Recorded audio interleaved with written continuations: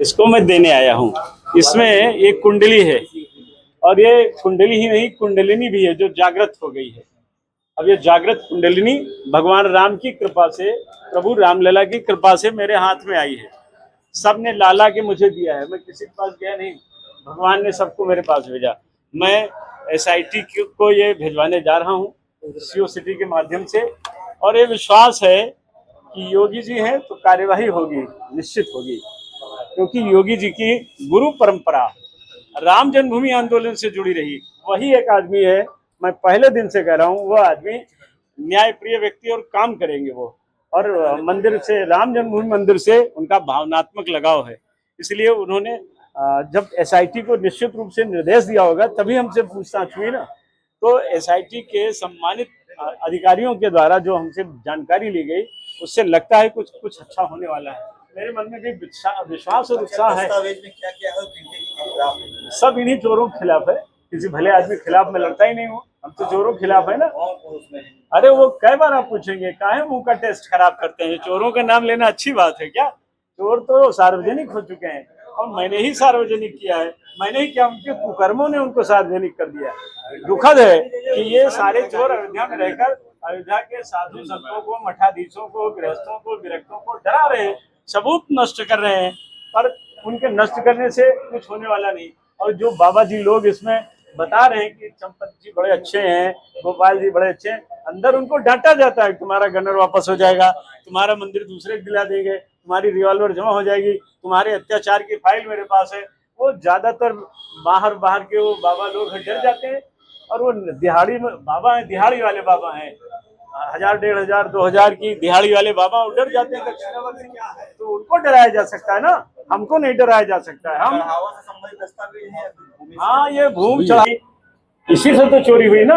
रामलला का मंदिर न होता, उनकी भूमि न होती तो चढ़ावा आप कहाँ चढ़ाते, या देश कहाँ चढ़ावा चढ़ाता। इसलिए बिना, देखिए, कोल्हू भी हो, पेरने वाला भी हो, सरसों न हो तो सब बेकार हो गया, तेल कहाँ से निकलेगा? तो ये तेल है, हम तेल लेकर आए हैं, सरसों तेल बन रहे हैं। और दस्तावेज आपके पास अभी बहुत है, अभी तो ये थोड़ा सा इसलिए दे रहे हैं कि अगर कहीं दाल में कुछ कालिमा होगी तो अगली लड़ाई अगले मोर्चे पर फेल न होने पाए, क्योंकि इसको लंबा लड़ना पड़ेगा। 22 तारीख को ये जो राम जन्मभूमि तीर्थ गैंग है, गैंग, इसकी बैठक होगी। हम देख लें इस गैंग की बैठक में, गिरोह की बैठक में अभी और कितने सदस्य चोरी करने के लिए शामिल किए जाते हैं, और उसके बाद हम जनता के बीच में जाएंगे और अब आपके बीच में रहेंगे और कहेंगे कि ये ट्रस्ट भंग किया जाए। इस ट्रस्ट में कोई विश्वसनीयता है नहीं, ये अपना विश्वास खो चुका है। हमको बताया जाता है आप भाषा की मर्यादा तोड़ देते हैं। अरे भैया, मेरे घर में चोरी हुई है, आज तक भारत में किसी प्रतिष्ठित मंदिर में चोरी नहीं हुई, यहाँ ट्रस्ट बनाया गया नहीं कि लूट शुरू हो गई। हम मर्यादा को लेकर क्या करेंगे? जिसके घर में हादसा होता है वो मर्यादा ध्यान नहीं देता है। हम तो लुट गए ना, पूरा जीवन हम लड़े हैं, जो लड़े नहीं है वो बकर बकर करते हैं।